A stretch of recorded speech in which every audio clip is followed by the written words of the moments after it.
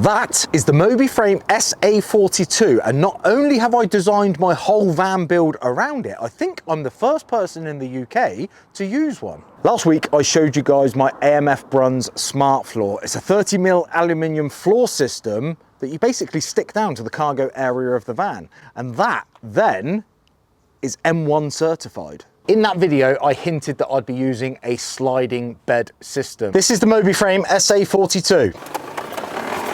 This is also the mobiframe SA42. There are many different sliding bed systems available. I appreciate that. And you'll have to excuse me if I'm a little bit excited about this one, but I love it. This is the one that I've chosen. This isn't sponsored. I've purchased this. mobiframe do not know who I am.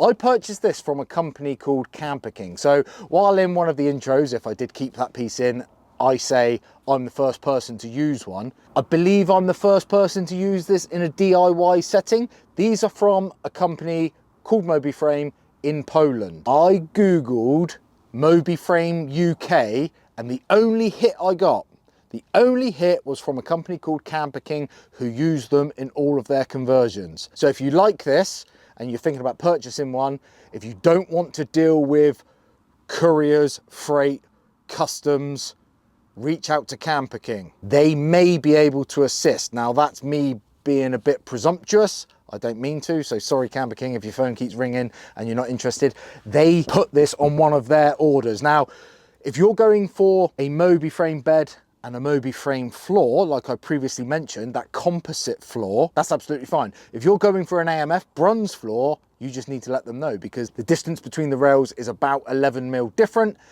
and one will not work with the other if it's not set up correctly. So if by the end of this video you are somehow sold on one of these, reach out to Camperking because I believe they are the sole distributor of mobiframe in the UK when this video came out.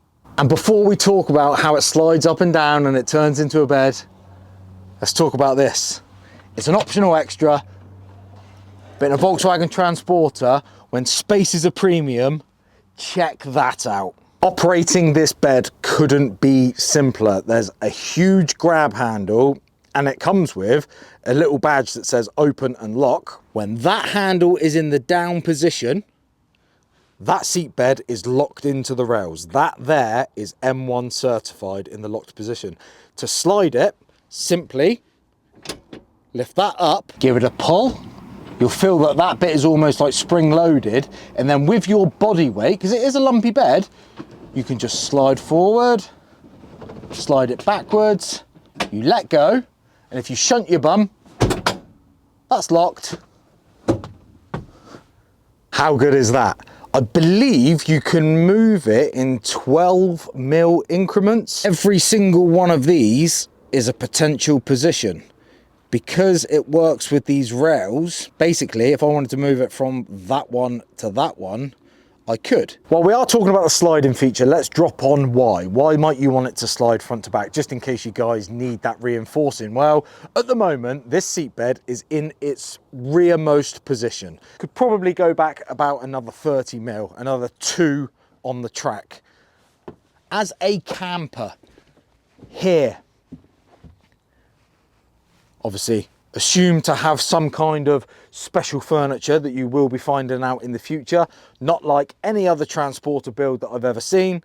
Assume to have furniture, assume to have some seats swiveled at the top. Look at that footprint. That footprint that you're left when this seat is racked to the back is bigger than any big van I've ever seen. Thing is, with a big van, we want more stuff. You want more seats, you want more kitchen. You don't get the floor space that you get in a transporter when your seat is at the rear. But when your seat is at the rear, you pretty much do not have any garage. There's no chance of a mountain bike in there. There's no chance of a toolbox if that was your thing. It's a compromise. All van builds are a compromise. When someone says to me, I thought of something that's absolutely revolutionary, it will compromise in another way. You want a shower?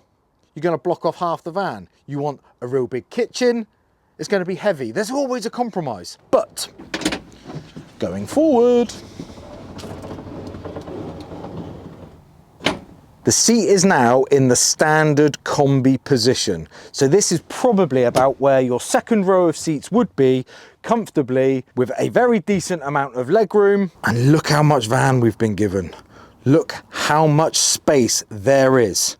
Once again, assume a bit of furniture there. The possibilities with that remaining space are endless. Mountain biking, for example, very, very popular with a van of this size. Put a bit of protection on there just so that your seat bed don't get all grubby. Rear wheel there, fork holder there on the tracks. You've still got what you would have if you had a combi setup, which I was happy with for about 2 years. For about 2 years, I had the Ivano, which was basically some rear seats and some very well laid out storage to the rear. And let's say you were going to use the van one day, well, as a van, like I quite often do. Let's take our seat bed right to the front. I could quite easily go pick up 30 tables from my fabricator in boxes, and I know that because I just did, and they're back in stock. As a seat, it's about as comfortable as any other combi seat that you'll ever sit in. I'm used to armrests as a driver, but I don't think rear passengers usually get armrests. This is a 112, so it's pretty much same standard size as the rock and roll beds that have been knocking around for years. You can get them pretty much in the same increments as you can all of the other versions. So 112, 130, 150, I believe, something like that. It's a 2-seater. They obviously do 3-seaters. Seat belts are standard, and also Isofix. So if you have those baby seats in the rear, I, as a larger gentleman, just about brushed the bottom of my pop top bed when the pop top is down. Obviously I've lifted that up now just for ease of filming and stuff like that. So men could sit in the rear. I know that sounds like a real stupid thing to say, but sometimes some seats can be favoured towards young children or baby seats. Had an original seat in my Mercedes Sprinter and it was so upright that it was absolutely horrible to sit in as a human being. Put a baby seat in it, the baby is sat in the same seat it would be sat in. As long as it's strapped in, it doesn't matter. I digress. As a bed, honestly, this is so versatile. It is so good. Create enough space at the back for that rear panel to drop down, but we start with the front panel. Got a little lever there. We bring that forward. It lifts over, very similar to the rib bed, I must admit. The headrests go down.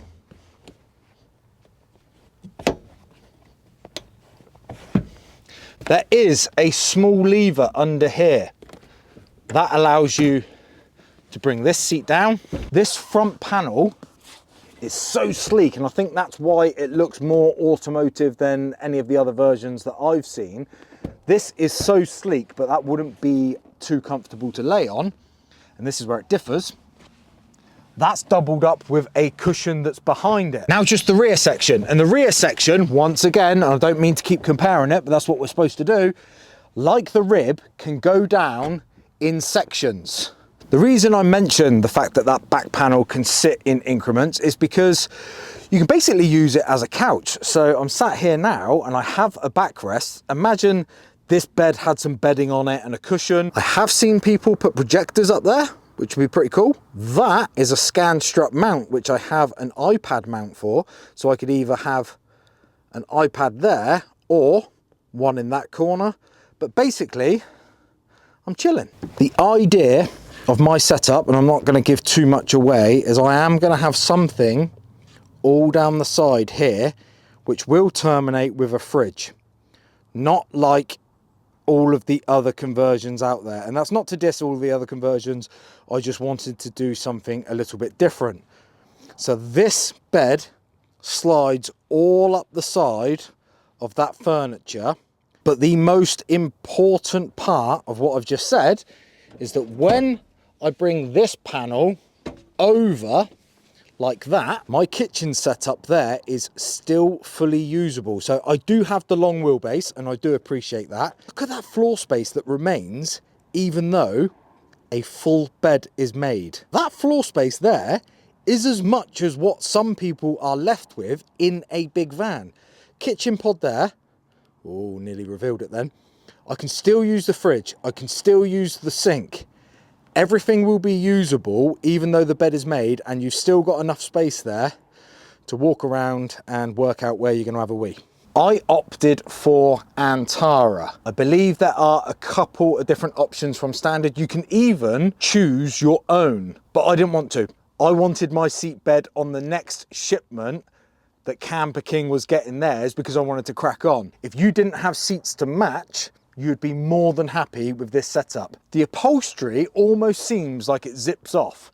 So it's a cover. I could unzip this, take it to the same upholsterer that did my front seats and make sure that it's exactly the same, and maybe even get a couple of the UAOs laser etched inside. This system, I mean, it looks so sleek. Doesn't that look sleek? It doesn't look like that is M1 tested. It looks like it's made of next to no material whatsoever. So much more of an automotive look than some of the others that are available. But I will go on the record to say that that is lumpy. I know they are, and I know they need to be. It's M1 tested. It's got a sliding mechanism. I bet the fixed version probably weighs half of what that does. It's not so much that I would worry about it, but you're definitely not lifting it out on your own. And that's why I've chosen a sliding bed system. It's the versatility, the ability to use the van as a van, carrying stuff, hauling tables to and from the fabricator. Once again, they are back in stock.